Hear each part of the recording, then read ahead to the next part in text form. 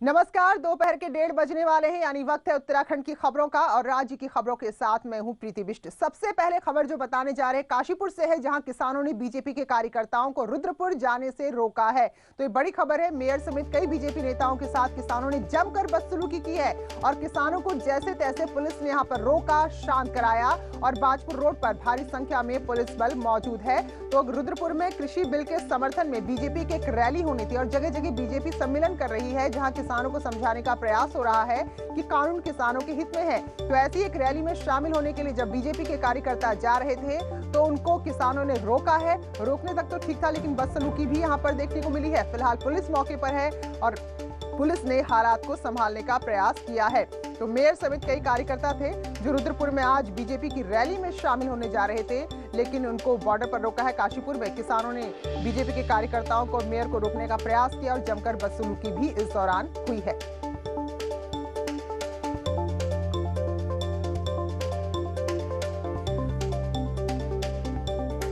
और किसानों के सम्मेलन को संबोधित करने मुख्यमंत्री योगी आदित्यनाथ बरेली पहुंचे। फिलहाल आपको वहां लिए चलते हैं।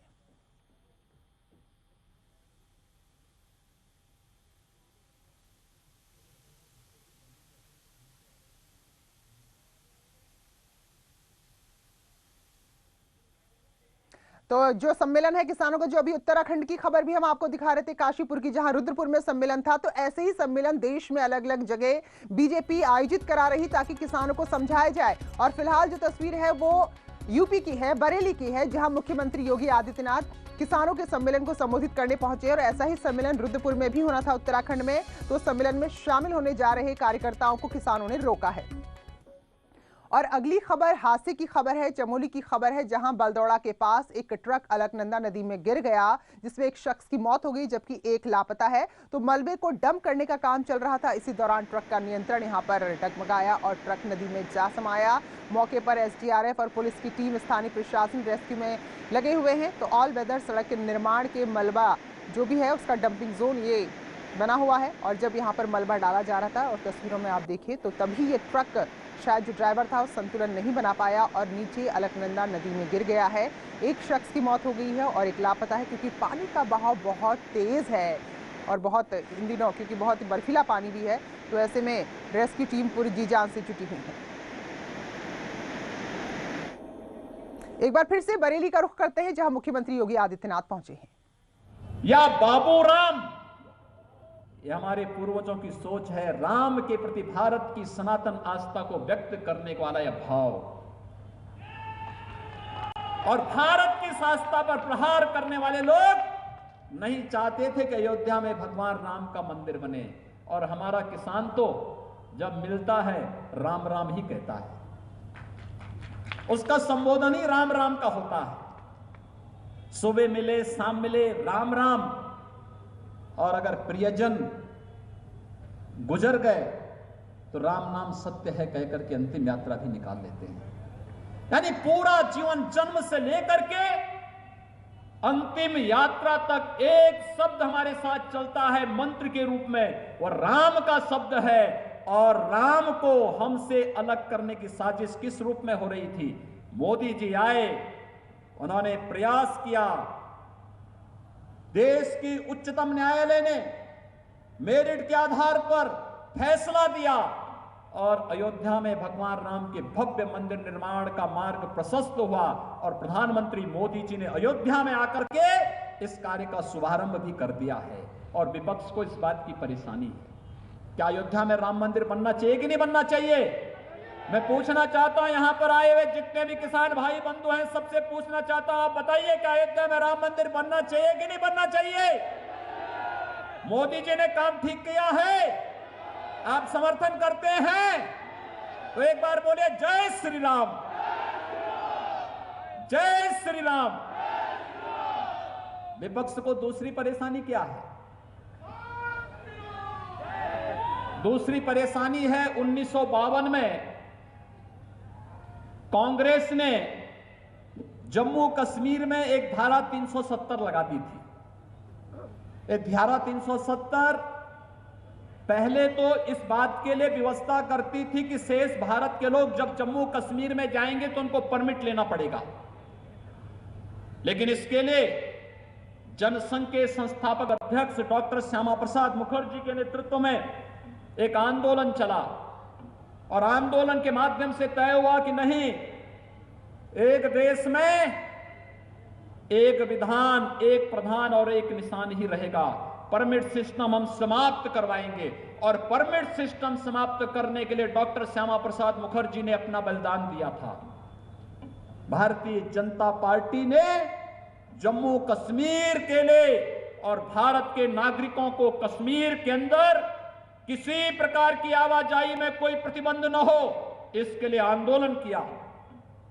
लेकिन कांग्रेस ने एक व्यवस्था वहां और बना दी।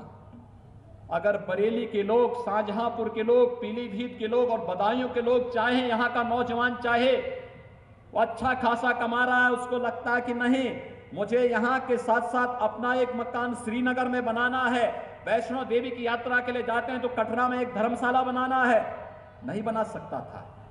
भाइयों बहनों, प्रधानमंत्री मोदी जी ने और गृह मंत्री अमित शाह जी ने कश्मीर में धारा 370 को समाप्त करके बरेली, पीलीभीत, बदायूं और शाहजहांपुर के लोगों को भी छूट दे दी है। आप चाहें तो जम्मू कश्मीर के अंदर, आप चाहें तो श्रीनगर या लद्दाख के अंदर अपने लिए जमीन खरीद करके अपना मकान या गेस्ट हाउस या धर्मशाला का निर्माण कर सकते हैं। ये काम अच्छा हुआ है। मैं आपसे पूछना चाहता हूं, जम्मू कश्मीर में धारा 370 समाप्त करके जो अधिकार प्रधानमंत्री मोदी जी ने पूरे देश को दिया है, क्या यह अच्छा कार्य हुआ है? आप समर्थन करते हैं? प्रधानमंत्री मोदी जी का अभिनंदन करते हैं? तो मेरे साथ बोलेंगे, भारत माता की, भारत माता की। और साथ साथ मैं आज एक मुस्लिम धर्म गुरु का बयान पढ़ रहा था। जम्मू से उनका बयान आया है और उन्होंने कहा कि हम प्रधानमंत्री मोदी जी का अभिनंदन करते हैं कि जम्मू कश्मीर के विकास की प्रक्रिया को उन्होंने धारा 370 को समाप्त करके आगे बढ़ा दिया है। भाइयों बहनों, हमारा यह शरीर है, अगर शरीर का कोई अंग कमजोर हो जाता है तो शरीर पूर्णांग नहीं माना जाता। अगर देश का कोई हिस्सा विकास की प्रक्रिया से वंचित हो जाए, कमजोर हो जाए, तो क्या देश मजबूत हो पाएगा? और यही स्थिति थी। 4 परिवार जम्मू कश्मीर का पूरा बजट हजम कर जाते थे, वहां की जनता को इसका लाभ नहीं मिल पाता था और इसके लिए धारा 370 समाप्त होनी आवश्यक थी। जम्मू कश्मीर के अंदर आतंकवाद और अलगाववाद की जड़ें समाप्त हो सके और पाकिस्तान प्रस्त आतंकवाद को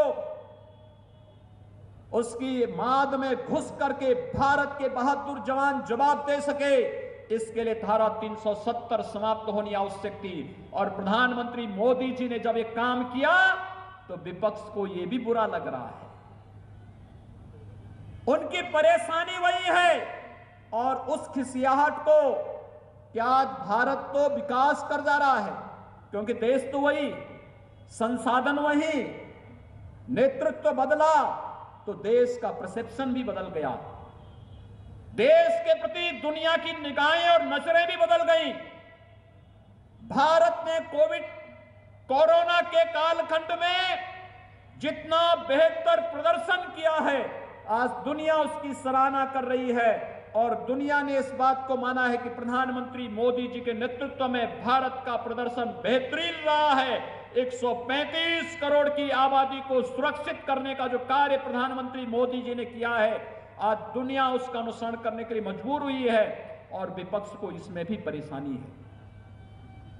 भाइयों बहनों, आप सब जानते हैं कि प्रधानमंत्री मोदी जी ने भी और केंद्रीय कृषि मंत्री जी ने बार बार कहा है कि कृषि संबंधी सुधार के लिए जो कानून भारत सरकार ने बनाए हैं, यह किसानों की जमीनों को किसी को भी कब्जा करने की छूट नहीं देती है।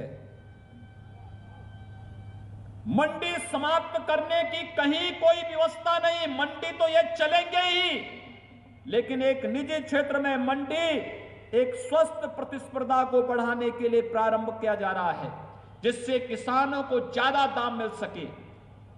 किसान अपनी उपज को मंडी के अलावा अगर कहीं बाहर बेचना चाहेगा, उस पे किसी भी प्रकार का कोई टैक्स नहीं लगेगा। यह गारंटी देने की एक व्यवस्था इसमें की जा रही है। लेकिन भाइयों बहनों, गुमराह करने का प्रयास ये विपक्ष और कुछ चुनिंदा लोग, जिन्हें भारत की प्रगति और किसानों की प्रगति और किसानों की खुशहाली अच्छी नहीं लग रही है, वे लगातार गुमराह करने का कार्य कर रहे हैं। और इसीलिए आज हम सबको आपके पास आने के लिए मजबूर होना पड़ा। ये विरोध करने वाले लोग वही हैं जिन्होंने उत्तर प्रदेश जैसे राज्य में कभी भी किसानों की उपज को नहीं क्रय किया था। मुझे याद है 2017 में जब उत्तर प्रदेश के अंदर मुझे मुख्यमंत्री पद के लिए मेरा चयन हुआ और मुझे कहा गया कि उत्तर प्रदेश के अंदर जा करके हमें किसानों के लिए कार्य करना है। भाइयों बहनों, सबसे पहला कदम हमारी सरकार का था। पहली कैबिनेट में हमारी सरकार ने जो फैसला लिया था, वह फैसला था 86 लाख किसानों के 36,000 करोड़ रुपए के कर्ज माफी का फैसला। यह फैसला था हमारा। याद करिए 2017 के विधानसभा चुनाव के पूर्व भारतीय जनता पार्टी ने अपने लोक कल्याण संकल्प पत्र में इस बात को कहा था। और ये 36,000 करोड़ रुपए का जो कर्ज माफी का कार्यक्रम संपन्न हुआ, एक एक जगह जाकर के हमारे माननीय सांसद और विधायक गणों ने आपको कर्ज माफी के सर्टिफिकेट वितरित किए थे। क्योंकि पैसा तो सीधे अकाउंट में किसान का गया या बैंक का कर्जा माफ होकर के सर्टिफिकेट उन्हें उपलब्ध करा दिया गया।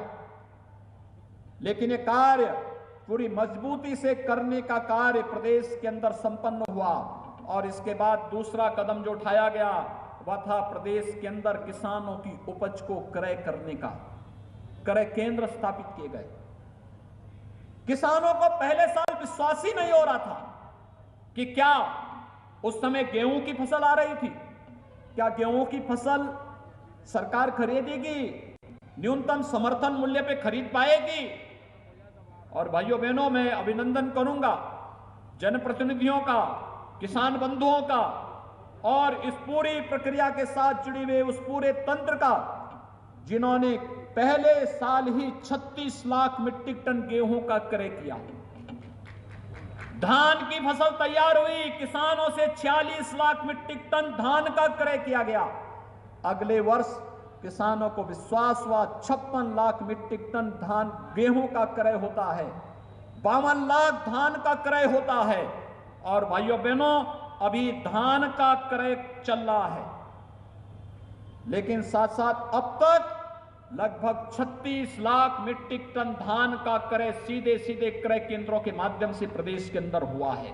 और मैं आपको इस बात के लिए कह सकता हूं, जब तक किसान चाहेगा तब तक प्रदेश के अंदर 4500 से अधिक क्रय केंद्रों के माध्यम से हम किसानों का धान क्रय करने का कार्य करेंगे और एमएसपी का लाभ सीधे किसान के खाते में देने का कार्य भी करेंगे। लेकिन ये किसके कारण? क्योंकि भारत सरकार का संबल है, उनका सपोर्ट है। आप अनुमान करिए, यही प्रदेश है जहां पर चीनी मिलें बंद हो रही थी। वर्षों वर्षों तक, जब 2017 में हम लोग आए थे, 6 वर्ष का गन्ना मूल्य का भुगतान नहीं हुआ था। और आज मैं कह सकता हूं 3 वर्ष में, सपा बसपा के 10 वर्ष के कार्यकाल में जितना गन्ना मूल्य का भुगतान नहीं हुआ, अकेले 3-3.5 वर्ष के दौरान 1,12,000 करोड़ रुपए के गन्ना मूल्य का भुगतान किसानों को उनके खाते में सीधे करने का कार्य प्रदेश की हमारी सरकार ने किया है। और ये एक्सपोर्ट सब्सिडी का पैसा जैसे ही आएगा, ये किसान के खाते में सीधे जाएगा। तो भाइयों बहनों, 1,15,000 करोड़ रुपए के गन्ना मूल्य का भुगतान अकेले उत्तर प्रदेश के अंदर हो चुका होगा। इतना पैसा 1,15,000 करोड़, ये बहुत सारे राज्यों का वार्षिक बजट नहीं, लेकिन हमारे प्रदेश में हमारे अन्नदाता किसानों के गन्ना मूल्य का भुगतान किसान इस रूप, सरकार इस रूप में कर रही है। जो लोग किसानों की बात कर रहे हैं, मैं पूछना चाहता हूं उनसे, प्रदेश के अंदर किसानों के सबसे बड़े मसीहा के रूप में चौधरी चरण सिंह जी थे, लेकिन चौधरी चरण सिंह जी के स्वयं की कर्मभूमि की चीनी मिल रमाला चीनी मिल 30 वर्षों से मांग हो रही थी, उसके विस्तारीकरण और नवीनीकरण की कोई सरकार नहीं कर पाई। जब 2017 में हमारी सरकार आई, हमारी सरकार ने ही रमाला चीनी मिल के नवीनीकरण और विस्तारीकरण के कार्य को पूरा करते हुए विगत वर्ष रमाला में मैं स्वयं गया था और रमाला में चीनी मिल के विस्तारीकरण के कार्य को आगे बढ़ाते हुए हम लोगों ने उस चीनी मिल का शुभारंभ भी किया। प्रदेश के अंदर गन्ना किसानों के लिए आगे का भविष्य बहुत ही उज्जवल है, क्योंकि जितनी चीनी की आवश्यकता प्रदेश के अंदर पड़ेगी उतनी चीनी मिलों से चीनी बनेगी। जितना गुड़ का उत्पादन होगा, खांडसारी उद्योग को लाइसेंस फ्री करके हम लोगों ने वहां पर जो भी जिस भी क्षेत्र में खांडसारी उद्योग लगाना चाहता है वहां पर उद्योग के लिए भरपूर उन्हें लाइसेंस उपलब्ध करवाया जा रहा है। लेकिन जहां पर चीनी नहीं आवश्यकता पड़ेगी, हम गन्ने के रस से सीधे सीधे इथेनॉल बना करके विदेशी मुद्रा का बचत करके किसानों की आर्थिक समृद्धि करने का कार्य करने जा रहे हैं और ये कार्य प्रदेश के अंदर होने जा रहा है। यही तो लोगों को बुरा लग रहा है। जो लोग आज गुमराह कर रहे हैं उन लोगों को यही बुरा लग रहा है कि वास्तव में किसानों के लिए नई नई चीजें क्यों। बायोफ्यूल की यूनिट लगने जा रही है और बायोफ्यूल के माध्यम से किसान की आमदनी को अतिरिक्त आमदनी करने के लिए पराली का यानी धान का तो दाम मिलेगा ही मिलेगा, पराली का भी अतिरिक्त दाम मिल सके, इसके लिए बायोफ्यूल की एक नई पॉलिसी के साथ सरकार सामने आई है। मंडी समिति को ई नाम से जोड़ने के लिए प्रधानमंत्री मोदी जी ने जो कार्यक्रम आगे बढ़ाया है, उत्तर प्रदेश की 100 से अधिक मंडियां इसके साथ जुड़ चुकी हैं। हम तो मंडियों को तकनीक के साथ जोड़ रहे हैं, आधुनिक इंफ्रास्ट्रक्चर के साथ जोड़ रहे हैं, लेकिन विपक्ष गुमराह क्या कर रहा है कि मंडी बंद हो जाएगी। मंडी कहां से बंद हो रही है? हम तो मंडी को तकनीक के साथ जोड़ रहे हैं, अच्छी सड़कें दे रहे हैं, अच्छे शेड दे रहे हैं, अच्छा पार्किंग दे रहे हैं। किसान भाई जब वहां आएगा उसके लिए बैठने की व्यवस्था दे रहे हैं, उसके लिए बुनियादी सुविधाएं दे रहे हैं। लेकिन विपक्ष है कि जब कोई मुद्दा नहीं बचा तो एक झूठ को बार बार झूठ बोल करके गुमराह करने का प्रयास कर रहा है।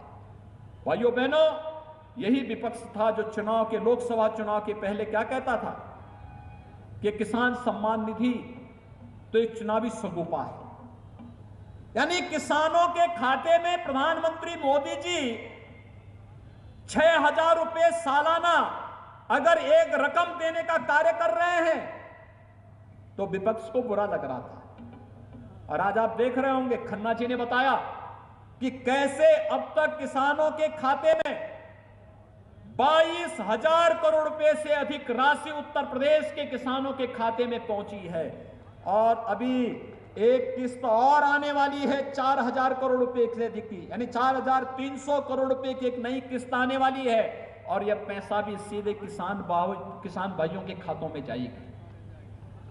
यानी विपक्ष तो उसको यही परेशानी है, ये पैसा किसानों के खाते में सीधे क्यों जा रहा है, ये पैसा किसानों को क्यों मिल रहा है? क्योंकि जब किसान को पैसा मिल रहा है तो जो इनके द्वारा वहां पर जबरन सूदखोरी होती थी, उस सूदखोरी को जब लगाम लगाया जा रहा है तो विपक्ष को इसी में परेशानी हो रही है। भाइयों बहनों, होना यह चाहिए था लोकतंत्र में सत्ता पक्ष और विपक्ष मिलकर के देश के विकास के बारे में जनता के जनादेश का सम्मान करते हुए भारत को विकास की नई बुलंदियों को लेकर के आगे बढ़े। लेकिन जब विपक्ष गैर जिम्मेदार हो जाए, गुमराह करने वाला हो जाए, जाति मत और मजहब में विभाजित करने की मंशा के साथ कार्य करने लग जाए तो सत्ता को सीधे आपके पास आने के लिए मजबूर होना पड़ा है और आज इसीलिए हम लोग आपके बीच में आए हैं। भाइयों बहनों, हम लोग आज की नई परिस्थिति में किसानों के हितों के लिए भी कार्य करेंगे, गांवों के विकास के लिए भी कार्य करेंगे, युवाओं के लिए, महिलाओं के हितों के लिए भी कार्य करेंगे, लेकिन साथ साथ कहीं भी किसी को भी अव्यवस्था फैलाने की छूट नहीं देंगे। और यही सरकार का संकल्प है कल ही मैंने प्रयागराज में कहा है, जो माफिया हैं, अपराधी हैं, जिन्होंने गरीबों की जमीनों पर, सरकारी जमीनों पर कब्जा किया है, ये सभी कब्जे हटेंगे। उन कब्जों में हम गरीबों के लिए, पत्रकारों के लिए, अधिवक्ताओं के लिए, शिक्षकों के लिए और एक आवासीय सुविधा की एक नई स्कीम लेकर के आने जा रहे हैं। सस्ते में मकान उनको दिए जाएंगे, सुविधायुक्त मकान दिए जाएंगे, किसी भी प्रकार की कोई कोताही नहीं बरतनी दी जाएगी। लेकिन माफियागिरी अब नहीं चलने दी जाएगी। माफियाओं के यहां तो आप देख ही रहे होंगे, वर्तमान में माफियाओं के खिलाफ कार्रवाई ठीक चल रही है, अच्छा लग रहा है। पीछे तक मैं पूछना चाहता हूं, क्या आपको अच्छा लग रही कार्रवाई? समर्थन करते हैं? दोनों हाथ उठा करके एक बार थोड़ा बताइए। माफियाओं के खिलाफ कार्रवाई का समर्थन करते हैं ना? ये चलनी चाहिए और ये मकान बनने चाहिए। तो भाइयों बहनों, मैं यही आश्वासन देने के लिए आया हूं। ये विकास का जो कार्य आप देख रहे होंगे, इतने पत्थर चारों तरफ आप देख रहे होंगे, विकास की नई प्रक्रिया, जनप्रतिनिधियों के प्रयास, मान्य सांसद, मान्य विधायकों ने जो प्रयास किए हैं अपनी अपनी विधानसभा और अपने अपने संसदीय क्षेत्र के लिए। कहीं स्मार्ट सिटी बन रही है, कहीं पे चिकित्सालय भवन का निर्माण हो रहा है, कहीं सड़क के चौड़ीकरण का, कहीं पुल के निर्माण का, कहीं पे यूनानी मेडिकल कॉलेज का, कहीं पर पुलिस के इंफ्रास्ट्रक्चर का, कहीं थाने का, कहीं चौकी का, कहीं पर पुलिस कर्मियों के लिए बैरक बनाने का कार्य। ये अलग अलग प्रकार के कार्यों को एक साथ मिलाकर के आगे बढ़ाने का कार्य चल रहा है। युद्ध स्तर पर विकास की प्रक्रिया एक साथ 975 करोड़ रुपए से अधिक की परियोजनाओं को आप सबको समर्पित करते हुए मुझे बहुत प्रसन्नता की अनुभूति हो रही है। मैं अन्नदाता किसानों को इस बात के लिए पूरी तरह आश्वस्त करता हूं, केंद्र की सरकार और प्रदेश की सरकार प्रधानमंत्री मोदी जी के मार्गदर्शन में गांव के लिए, गरीब के लिए, किसान के लिए, नौजवान के लिए, महिलाओं के लिए सभी प्रकार की योजनाओं को पूरी ईमानदारी के साथ लागू करने के लिए पूरी प्रतिबद्धता के साथ कार्य कर रही है। हम लोग आपके हकों पर किसी को डकैती डालने की छूट नहीं देंगे, अव्यवस्था फैलाने की छूट भी नहीं देंगे, नौजवानों के हितों के साथ भी खिलवाड़ करने की छूट नहीं देंगे। आपने देखा होगा प्रदेश के अंदर 4 वर्ष का कार्यकाल जब प्रदेश सरकार का पूरा होगा, तब तक हम प्रदेश के 4 लाख नौजवानों को सरकारी नौकरी प्रदेश के अंदर दे चुके होंगे। विपक्ष को यही परेशानी है, क्यों ये शिक्षकों की भर्ती हो रही है, क्यों पुलिस में भर्ती हो रही है, क्यों यहां पर और जगह, क्यों अन्य विभागों में भर्ती हो रही है, क्यों सिंचाई विभाग में, क्यों पीडब्ल्यूडी में भर्ती हो रही है। यही परेशानी है विपक्ष को, क्योंकि जब ये पिछली सरकारों में भर्ती निकलती थी तो कुछ चंद परिवारों के लोग झोला लेकर के जगह जगह वसूली करने के लिए निकल पड़ते थे। आज तो वसूली नहीं हो रही है ना, आज तो पूरी ईमानदारी के साथ नौजवानों को नौकरी मिल रही है। किसी भी क्षेत्र का नौजवान हो, हमारे लिए तो 24 करोड़ का ये उत्तर प्रदेश एक परिवार है और 24 करोड़ की आबादी का कोई भी नौजवान सरकारी नौकरी पाने का पूरा हकदार रखता है। लेकिन साथ साथ निजी क्षेत्र में भी निवेश हो, रोजगार और नौकरी की संभावना वहां भी बढ़े, विकास की प्रक्रिया के साथ हम सबको जोड़ सकेंगे, ये महत्वपूर्ण है। और इसीलिए व्यापक पैमाने पर अब तो हम लोग फिर से एक नई दिशा में जा रहे हैं। बहुत शीघ्र फिल्म सिटी आ रही है यूपी में। देखिए फिल्मों में काम करने वाले लोग कितनी मजबूत से ताली बजा रहे हैं। और ये फिल्म सिटी युवाओं के लिए व्यापक रोजगार की संभावनाओं को आगे बढ़ा देगा। बहुत सारे लोगों को परेशानी हो रही है, ये फिल्म सिटी क्यों, बरेली का एयरपोर्ट भी काम करने वाला है बहुत शीघ्र।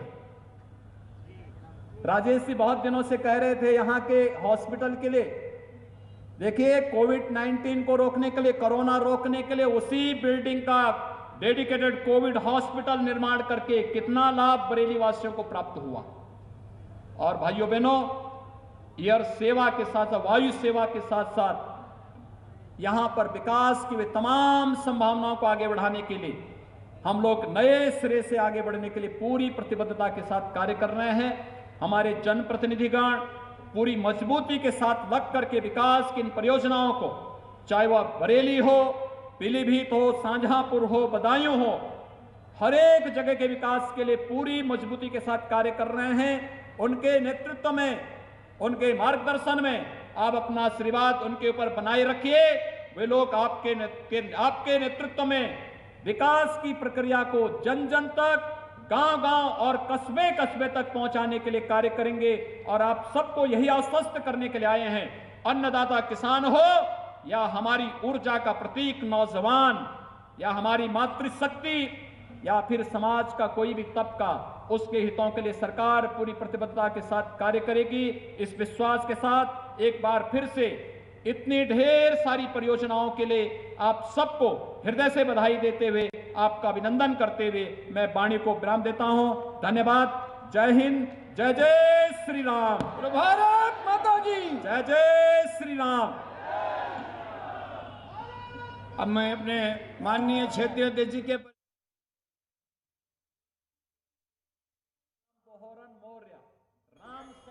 तो मुख्यमंत्री योगी आदित्यनाथ को भी बरेली से आप सुन रहे थे, जहां किसानों के सम्मेलन को संबोधित करते मुख्यमंत्री ने साफ तौर पर कहा कि सरकार के केवल कानून की बात छोड़िए, आप चाहे धारा 370 हो या फिर राम मंदिर निर्माण हो, सब में सबके हित का ख्याल रखा है। और जो विपक्ष है वो बरगला रहा है किसानों को, जबकि सरकार ने हमेशा किसानों के हितों का ध्यान रखा है। तो फिलहाल इसी के साथ बुलेटिन में इतना ही। ब्रेक के बाद भी खबरों का सफर जारी है।